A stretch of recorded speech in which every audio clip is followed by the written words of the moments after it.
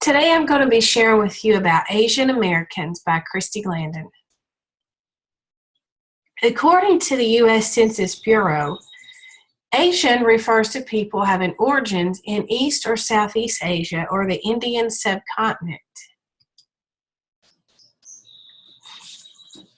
On the PBS documentary series, Ancestors in the Americans, the first Asians to come to the Western Hemisphere were Filipinos who settled in Mexico.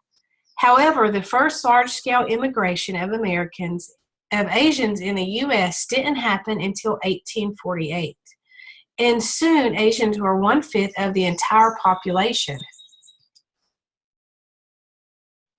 Gold was discovered in California in 1848, eventually attracting thousands of Chinese miners and contract workers, which is what we know as the gold rush. Asian Americans also took on jobs such as cooks, launderers, merchants, and herbalists, hoping to return to China with a small fortune. Until 1884, Japanese laborers could not legally migrate. Later in 1884, Japan began allowing people to migrate to Hawaii in order to work in the sugar plantations. 6 years later, many had moved on to California, bringing the state's Japanese population up to 1,114, about half of the total of Japanese living in the United States. Historically, people of Asian descent have faced racial discrimination in the United States. Even though the Chinese workers performed virtually all of the hardest, dirtiest, and most dangerous jobs, they were only paid 60% of what European immigrant workers were paid. The Chinese Exclusion Act of 1882 was put into place to prevent Asian immigrants from entering into this country. This act barred virtually all immigration from China and those already in the U.S. who were here to become U.S. citizens. Although Asian immigration increased steadily throughout much of the 20th century, the region contributed fewer newcomers than Europe, Latin America, and North America. Today, Asian Americans are now the fastest growing racial group in the United States. They outpace both Latinos and African Americans. More than 17.3 million Asian Americans live in the United States. At the end of the Vietnam War in 1973, this brought waves of refugees from Cambodia, Laos, and Vietnam. Over 1.2 million people from Southeast Asia migrated to the United States, and most were arriving between 1975 and the late 1990s. Today, California is home to 40% of all Asian Americans. The 2000 census showed us that the majority of Cambodian, Laotian, Hmong, and Vietnamese refugees to the United States settled in California. Asian Americans are one of the most diverse racial groups. They make up many different ethnicities. They vary in income and educational rates and political ideologies. In recent years, Asian Americans have been part of a debate on bilingual education, affirmative action, gaining rights for Filipino Americans from World War II veterans who were denied various benefits after the war, and labor and immigrant rights. A concern for Asian immigrants is the model minority stereotype, which asserts that majority of Asian immigrants have already achieved the American dream. In actuality, Asian immigrants make up many subgroups with very different and diverse needs and are not exempt from issues such as poverty or unemployment that face portions of all groups living in the United States. As you can see, here's a map of the language preferences between Asian Americans. The most common Asian language spoken at home is the Chinese and Vietnamese languages, and these vary between regions. Of the 9.5 million Asians aged 5 and older, About 79% spoke a language other than English at home. Among the top Asian groups, 93% of Vietnamese, 85% of Chinese, 80% of Korean and Asian Indians spoke other than English at home. Japanese was the only group with over 50% who spoke English at home. Here is a YouTube video of a little guy learning multiple languages.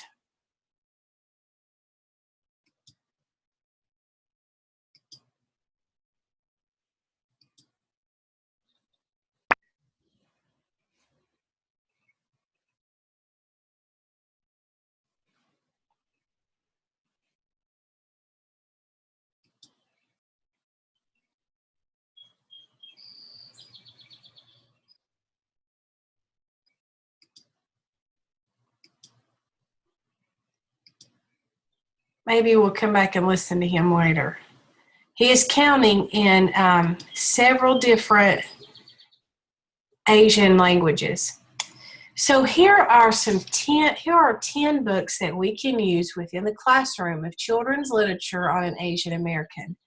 Inside Out and Back Again tells the story of a childhood experience from fleeing Vietnam and migrating to Alabama. It supports the Common Core standards. Little Kunaochi, the Ninja Girl, tells the story of a young ninja in training. This story is inspired by the samurai skills and practices. My Name is Yoon. Yoon is from Korea and is learning how to adjust to life in the United States and learning how to speak her language of English. American-born Chinese tells the story of Jin Wang, who moves to a new school where he's the only Chinese American. This book is an action-packed modern fable. Baseball Saved Us tells a story about Shorty and his family who move to the United States along with other Japanese Americans who were sent to a camp after Pearl Harbor. The boys there decided to build a baseball diamond and later learned that it was not only good exercise, but it boosted their spirits during hard times. How Tiger Got His Stripes Back is a folk tale from Vietnam that tells the story of how tiger pride leads him to wisdom and eventually allows him to earn his stripes. The Year of the Dragon is a story that teaches teamwork, critical thinking, and friendship by informing students about Asian culture. River Dream is a story of a little boy that takes a fantasy trip up the river to fly fish with his uncle. The Year of the Rabbit is a story about tales from the Chinese zodiac. And Plantation Boy tells the story of a family struggle with poverty as a plantation boy and his mentality. His struggle is set against the events of World War II and Pearl Harbor. An Asian American resource for teachers is the Asian American Educational Experience. This Asian American Educational Experience examines the most significant issues and concerns in the education of Asian Americans. As we continue, we will look at how does Asian American culture affect learning and school success. Asian Americans are generally stereotyped as successful, law-abiding citizens and are high-achieving minorities. They have been described as whiz kids and problem-free. Some claim that Asians are smarter than other groups, and others believe that it is because the Asian culture stress family values and education more than Americans. Asian American children are a diverse group. Not all Asian students are whiz kids. Some have various kinds of learning difficulties. Some lack motivation, proficiency in English, and others have parents who do not fully understand the American school system because of cultural differences and language barriers. Asian American parents tend to view school failure as a lack of will. Asian American children tend to become more independent. conforming, and willing to place family welfare over their own individual needs. And there's also a sense of really strict family values, especially from fathers to their children. Here are some do's and don'ts from an educational perspective. Asian children may need some reinforcement from teachers in the classroom, and they work more efficiently in a well-structured, quiet environment. Asian American children tend to wait to participate unless otherwise requested by a teacher. Sometimes this comes across as a student being shy or not knowing the answer, but it's just part of their culture to wait until they're asked to be participated in within the class. Many Asian children have been socialized to listen more than they speak, to speak in a soft voice, and to be modest and dress in their behavior. How can teachers help Asian American students? One of the things that we can do is familiarize ourselves with values, traditions, and customs of various cultures. We can learn at least a few words of Asian students' native language and learn about the Asian population in our school district. It would also be important for us to be able to provide newsletters or parent letters in the language of the parents, in the language that's spoken at home. The demographic changes and expected growth patterns are quite impressive when it comes to Asian Americans. According to the 2000 U.S. Census, Asian Americans make up 4.3% of the total U.S. population. That's about 12 million people who identify themselves as at least part Asian. However, this number represents an increase of 63% from the 1990 census, making Asian Americans the fastest growing of all major racial ethnic groups in the U.S. in terms of percentage growth. But in so many ways, the presence of Asian Americans is much more prominent than than even these numbers suggest. Here is a quick chart of the largest Asian American ethnic groups. And this comes from 2000, so it's changed quite a bit. But as you can see, the top 3 or 4 Asian American ethnic groups are the Chinese, Filipino, Asian Indian, Korean, and Vietnamese, and then it drops down to Chinese or to Japanese underneath that.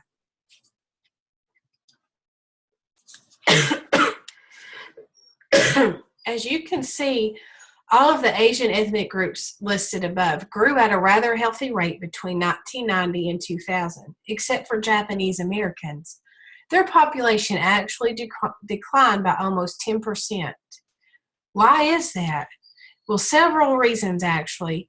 First, there are very few Japanese who immigrate to the U.S. these days, so therefore they do not experience the type of phenomenal growth that large immigrant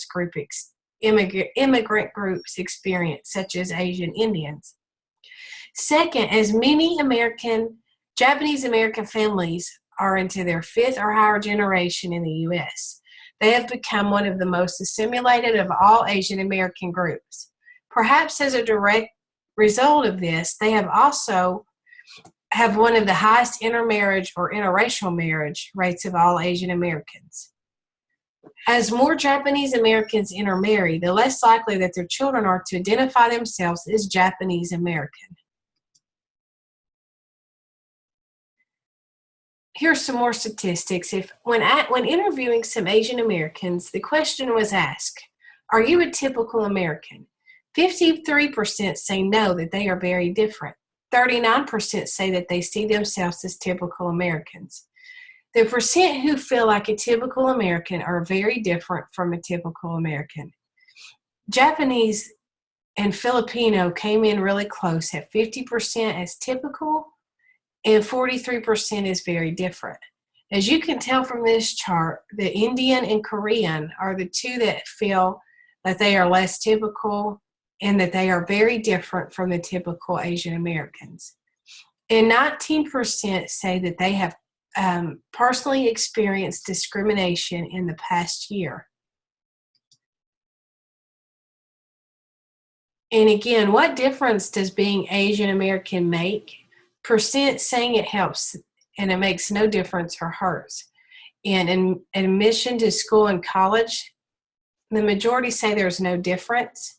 The same as with finding a job and getting a promotion. And their overall happier with life percent, the percent who are satisfied with life, it's interesting that Asian Americans, that 80% of those say that they are overall happier with life than 75% of the general public. And as far as the direction of our country, 43% of Asian Americans are happier than the general public. Although Southeast Asians have been in California for a relatively short time, they have all become well established. Entrepreneurs own businesses such as a market and bakery, and many have entered into the middle class. Asian American groups whose history in the United States goes back many more years and are also thriving. Currently, there are 980,640 Chinese Americans, followed by Filipino Americans, Korean Americans, Asian Indian Americans, and Japanese Americans living in California. Indeed, Asian Americans are one of the fastest growing minority groups in California, and Asian Americans are also one of the most diverse racial groups within our country.